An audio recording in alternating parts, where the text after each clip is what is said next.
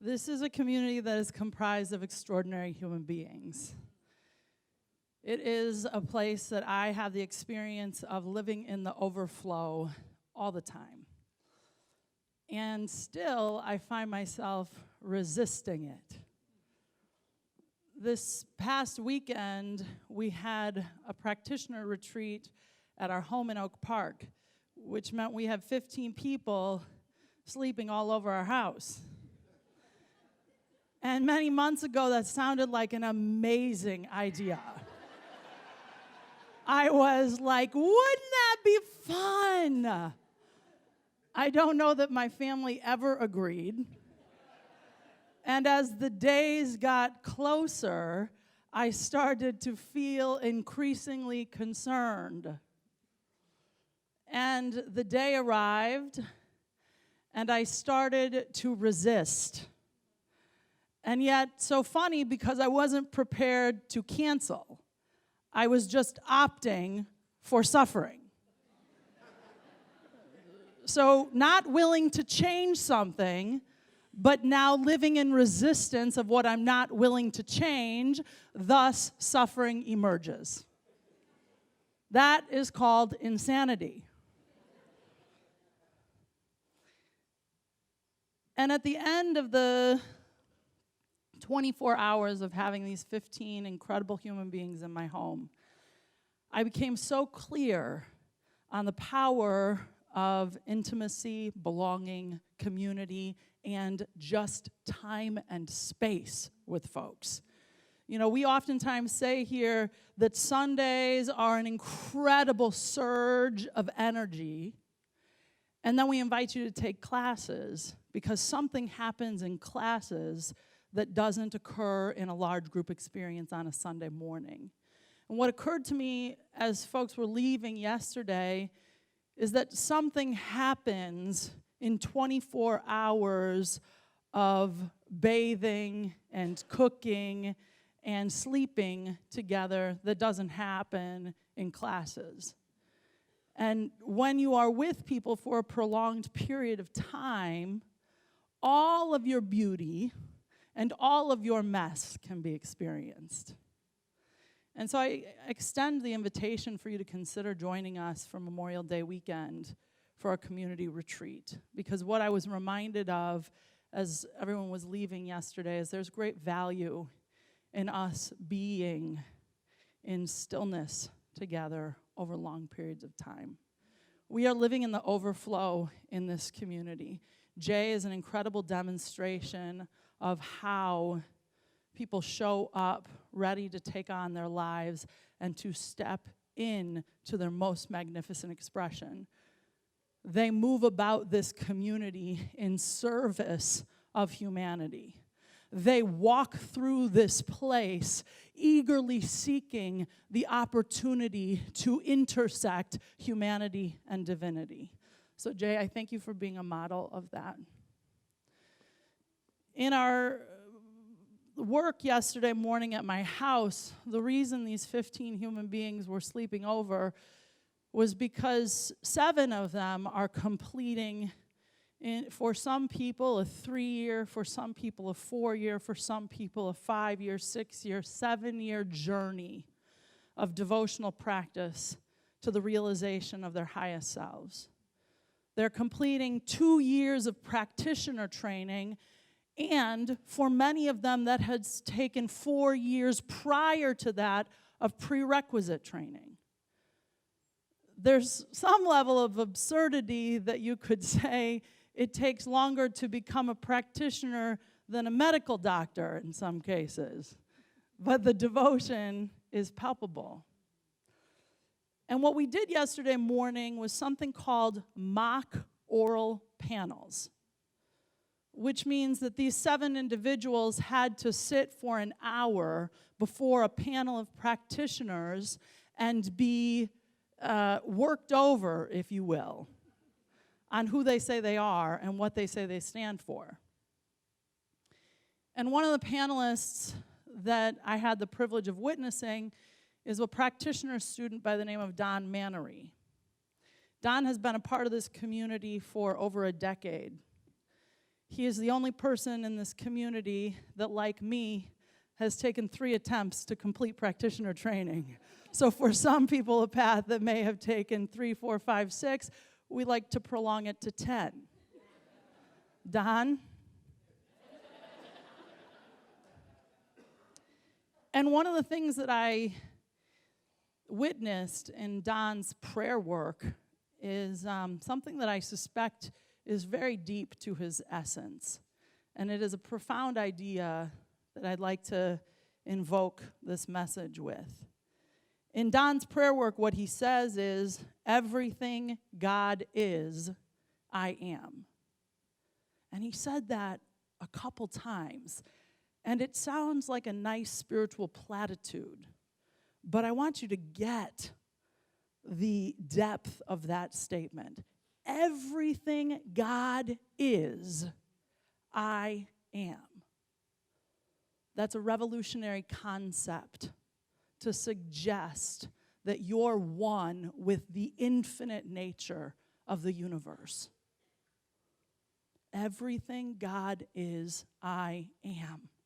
And the only place that we experience a gap, we experience suffering, we experience dis-ease, we experience discord, is when we forget that. In the Science of Mind textbook, which is an extraordinary book, one of my favorites,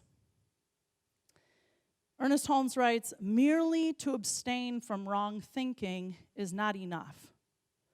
There must be active right thinking. We must become actively constructive and happy in our thinking, not merely passively so. One of the things we talk about here is radical responsibility. It's the good news and the good news. Radical responsibility. Thinking in and of itself as a passive exercise doesn't show and prove. That is where we get something conceptually. The invitation today is to be one that can demonstrate these principles in all of your affairs. Because there is nothing more challenging than a metaphysician gone awry. Thank you, Kanye West.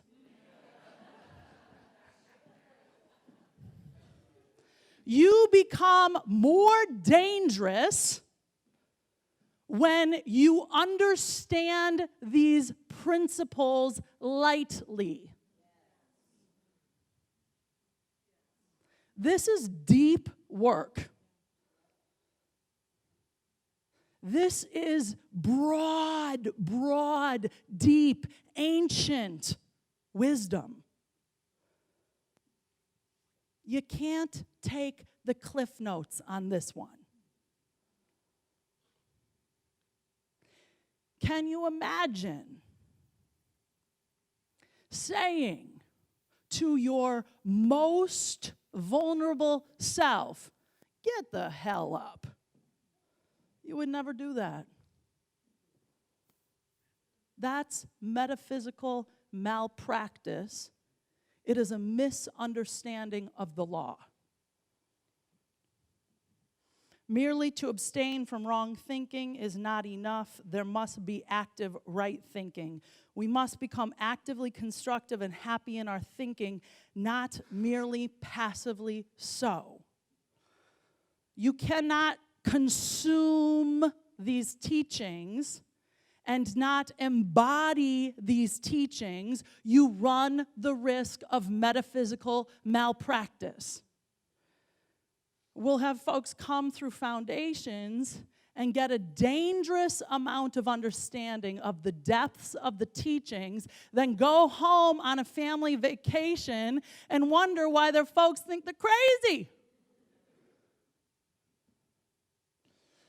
Be mindful to not start proselytizing before you have done the work in your own consciousness. You are who you are by right of consciousness. I was like, you are not talking about Kanye West this morning. But it's so right in the space. I'm just going to say one little thing. I'm not going to go down a deep rabbit hole. And please understand this. It is not intended to be offensive, but please get this, okay? One of the things that he said in that interview, which is nonsense, I mean, he said a lot of nonsense in that interview. If you don't know what I'm talking about, you can go look later. One of the things he said is that he had liposuction and got addicted to opioids because of the pressure that you created. So just get that that's the consciousness from which he's coming when he said the next bit of nonsense. So, just scrutinize. That's all I'm saying.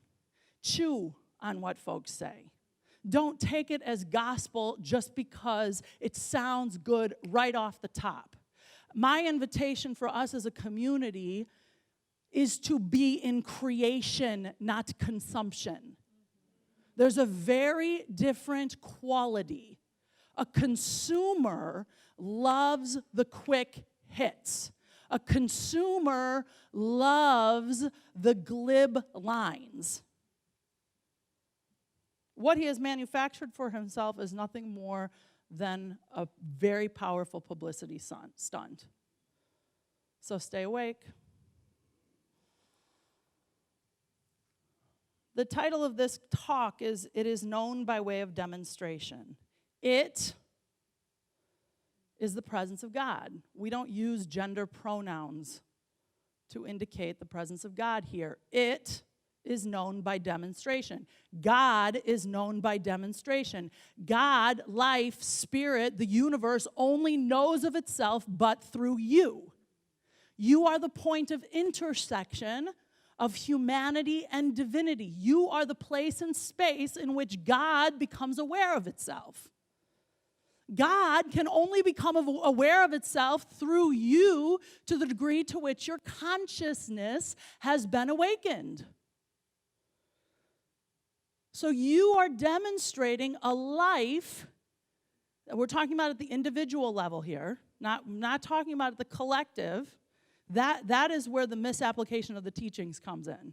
People will take a principle at the level of the individual, and they will try to apply it at the level of the collective, which is how you can have someone say slavery is a choice. Do you understand? If you take, there is a distinction between the application of individual spiritual principle and the application of spiritual principle at the level of the collective. We are dancing organisms together. In the Science of Mind glossary, when you look up the word demonstrate, we can demonstrate at the level of our ability to know. We can demonstrate at the level of our ability to know. So you and I, at the level of the individual, are demonstrating a life commensurate with that which we know. Which is why the invitation is to expand what you know. Because if you have a desire to expand your experience of life, then you would want to expand the depth of that which you know. And the only way that you can have a deep, rooted understanding of that which you know that is infallible, if you will, is to go into the realm of the unarguable, is to go into the realm of truth. If you look to the world of conditions, the realm of materiality for that which you know, you will always be led astray. Which is why we get heartbroken when our favorites fall off the pedestal. Because we placed our power outside of ourselves.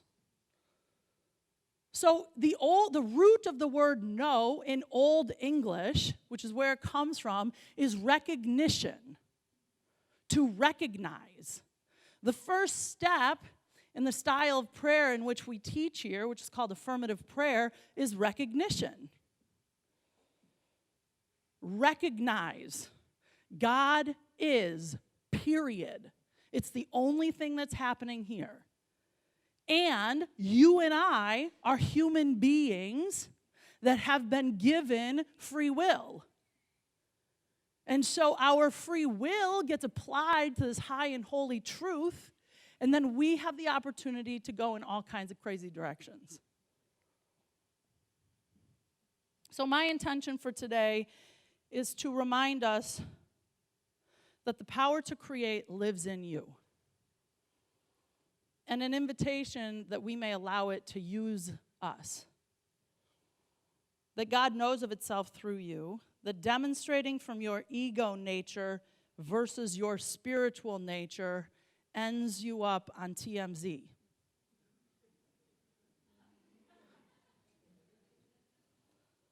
These principles are intended to bring about a greater realization of that which you desire. You are a point of God consciousness in this vast whole. You are the place and space whereby God comes to know of itself through you. There's a man by the name of Jack Boland who was the senior minister of Renaissance Unity in Detroit, where I have frequented. And I first came across Jack's CDs about 20 years ago. And in true form, as I prepared for 15 people to sleep over, I felt the need to clean every nook and cranny. And usually what happens is the morning of a party, I will say to Nathan, I need the kitchen floors redone. And that becomes a drama. So in an effort to prepare my house, I got partially through many projects. And one of the projects was organizing my attic that no one was going to visit. And so I found all kinds of CDs, one of which was Jack Boland from 20 years ago. And I started listening. Are you familiar with the mind that starts to feel the need? When I go on vacation, I prepare as if I'm dying. It's like my house all of a sudden becomes a project, and God forbid someone should come while I have died on my vacation. So Jack Boland says, you are where you meet God.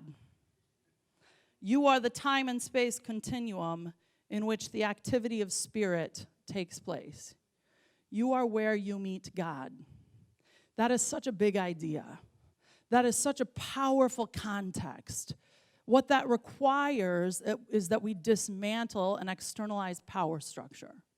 What that requires is that we deconstruct some deity in the sky. What that requires is that we turn within and trust that all that we need, all that we want, all that we desire is nearer than our breath. It is right where we are. And that is the presence of God. You are where you meet God.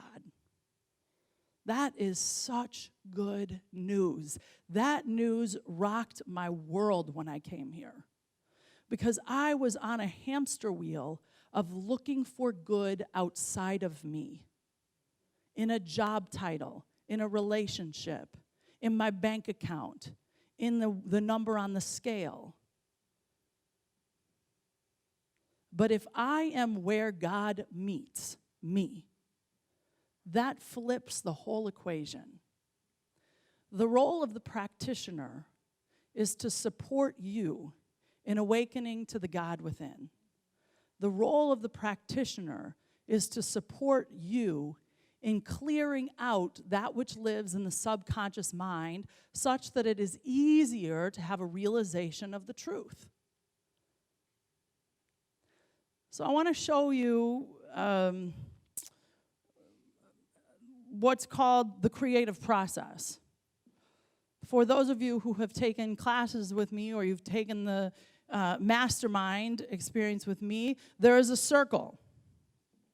It represents the metaphysical chart, the creative process. The circle is an indication of God, the infinite, that which never ends. Can I get a witness on the slide, please? There is a circle. It's divided into 3 parts. All right. The top third represents the infinite nature of life, spirit. The middle third represents soul, your subconscious mind. The bottom third represents the world of affairs, body. It is the material realm. The big winning exploration is that middle section. That is where your thoughts, your feelings, your beliefs, and your memories live. So if in that top section is the eternality of all that is, the presence of love, of peace, of joy, of freedom, of harmony, and it is pressing through from the invisible realm into the visible realm, and it's going through a filtration system of a realm of thoughts, feelings, beliefs, and memories that are out of alignment with what you say you want, but you haven't done the work in consciousness to excavate that which you say you want, then you get a particular outcome. It is mathematics. It is formulaic. Someone said this week, well, then how can you explain a child's diagnosis of cancer? You're telling me that they had a realm of beliefs in the subconscious mind that produced a particular outcome? And my invitation was to them, it sounds like you have a belief that a child having cancer is bad. It sounds like you have a belief that a child's diagnosis is wrong. That's not for me to say, and that's not for you to say. I don't know why someone pushes through into this dimension of reality and is experiencing that which they're experiencing. I am responsible to see what's going on over here in planet Lola. The comfort I can provide someone who's going through that experience is to know that the Spirit is eternal. To know that life is infinite. To know that the Spirit that has pushed through this 8-year-old little body that is navigating cancer lives long beyond the time it lays its body down. That's not spiritual bypass. That's a profound exploration. Our obsession with taking other people's inventories is a complete distraction from exploring our own subconscious mind and what's going on over here. There's a basic 12-step tenet that says keep your side of the street clean.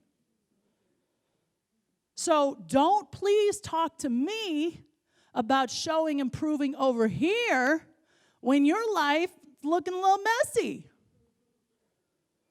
So if you and I want to be great wisdom keepers in our communities for the realization of the high idea of humanity, then we would want to become deeply interested in what's going on planet Lola. There's nothing yuckier than getting feedback from someone with very little credibility based on the way that their life looks. So for some of us, when we proselytize these teachings and our life is questionable, it becomes an integrity issue. Now, if you've done it, just take a breath of loving kindness. The point is not to beat up on yourself. But it's just, this is where humility is a beautiful, beautiful practice. This is the paradox of the conviction, the spiritual faith, the muscle of knowing that you are the infinite made manifest, and I'm in the practice of realizing that. So the practice of realizing that can have my life look messy sometimes. Ernest Holmes goes on to say, the road to freedom lies not through mysteries or occult performances, but through the intelligent use of nature's forces and laws. The law of mind is a natural law in the spiritual world. this experience is governed by universal laws, which means whatever you put into it comes back to you. So if you have a realm of beliefs, if you have a perception that what the 8-year-old is experiencing is bad and wrong, there's going to be a world that gets reflected back to you. And that doesn't mean that you can't have profound sadness at the loss of a body. This is where the consciousness of humanity is in an evolutionary cycle right now. There is something very big that is happening in the consciousness of humanity that's inviting us to be able to hold two things. A body can be laying itself down, we can feel the experience of sadness and grief, and we can hold the deep knowing that life is eternal. This is a time where we're being invited to become very comfortable with death. There is a dying that is occurring in the limited understanding of the human experience. We talk about this all the time. You could consider that we are death midwives or death doulas. That's a thing. Folks that are trained in how to be with death. In order for you to show and prove the highest idea of who you're here to be, become very comfortable with watching the limited you die. If you want the high idea of you to come forward, become comfortable with watching the little you die. For some of us, our cosmology of thought, our realm of beliefs that keeps us trapped in a recurring experience of not enough, the loss of that cosmology of belief is very scary because you and I don't know who we are outside of what we know. So you're breaking through paradigms. You're busting up old ideas of self. Someone said this weekend that they were wondering if life is predetermined or if it's created in this time and space. And what they were told is that it's both. And I don't believe that, actually. I've been sitting with that. I've been chewing on that. Wait a second. You're telling me that life is predetermined. I don't believe that. I don't believe in kismet law. I believe in karmic law. Karmic law is a law of cause and effect. This is an orderly universe. You put in, something comes out. You put in batter in a cake, in a pan, and if your oven is working, out will come a fully baked cake. That is how the law works. You have a belief, it's impersonal. The law doesn't care what your belief is. The reason I've been chewing on that idea of kismet law or karmic law is life predetermined. If life is predetermined, that suggests that there's an externalized God. That, I can't get with that. If life is predetermined, that requires an externalized God. And then I want to be like, where is she? That is why pronouns never work. Because I'm like, but where is the he, she? There is an animating presence. It is energy. It is never born. It never dies. It's eternal. It's immortal. In this now moment, it is individualized as you. You are the individualized manifestation of God. I tweeted something, Jay, and you asked me about it. You said, so let me read what I said here. There's too much Lola and not enough you. Understand the distinction between your personality and your essence. Let your essence lead the dance with your personality, not the other way around. You are an individualized manifestation of that which is good and very good. You are an individualized, you have pushed through into the manifest realm as a high and holy indication of all that is. And you are not your personality. There's a distinction between individuality and personality. Consider personality as your ego construct. You will always have an ego construct. The idea is not to get rid of the ego construct, but who is running the show? So when you and I are wanting to show and prove from our ego place, we're trying to keep up with the Joneses. When you and I are demonstrating or wanting to show and prove from our essence, something wholly different comes forward. There are two scriptures that I would love for us to keep in mind this month. I can do nothing of myself. I can do nothing of myself.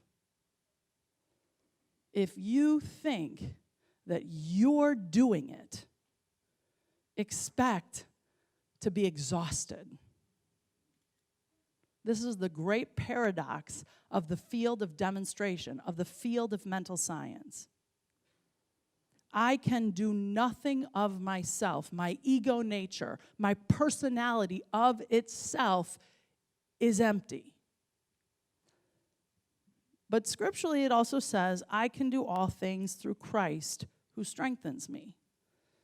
Now, we are not a Christian community. We do not believe that the Christ is limited to the Christian experience. The the English translation out of Aramaic is the anointed. Metaphysically, we understand the Christ presence is your spiritual nature, your I am nature. I can do all things through Christ who strengthens me. I can do all things through my spiritual nature versus my material nature, my ego nature. So this month, I think we have 5 Sundays on Show and Prove. And the invitation is to explore how you are demonstrating these spiritual principles in your life. Life is evolutionary. For example, an area of great exploration for me is finances. I love it. I love to play in the financial realm because it's very measurable. When I showed up here 13 years ago, my finances were a mess. They're a little messy still, but they're not a mess. Life is evolutionary. The invitation is not to be perfect in a limited sense. You are perfect without any effort. You are perfect without any effort. There's nothing that you could do to ever hurt, harm, or hinder that. Life is evolutionary. I'm going to close with this. We are all immersed in the atmosphere of our own thinking, which is the direct result of all we have ever said, thought, or done. This decides what is to take place in our lives. Thought attracts what is like itself and repels what is unlike itself. We are drawn toward those things which we mentally image. Most of the inner processes of our thought have been unconscious, but when we understand the law, we learn to consciously embody what we wish and think of this only, and then we are drawn silently toward it. To show and prove does not require a lot of effort, but it does require a deep devotion to the principles. There is an atmosphere to your thinking. What's the atmosphere looking like? I just want to honor the 15 people that oftentimes you never see in the background of this place, that are holding the high watch of consciousness for this community every day. Our practitioners are deeply devoted to the realization of these truth principles in their lives and in the lives of everyone who frequents this place, online or in person. They're not the only ones, there are many. that are practicing. We are the midwives of the time. What is the atmosphere of your thinking? Please tend to it and show and prove the realization of a world that exemplifies the high idea of peace, the high idea of harmony, the high idea of freedom. There's a call right now. Will we answer it? Many blessings.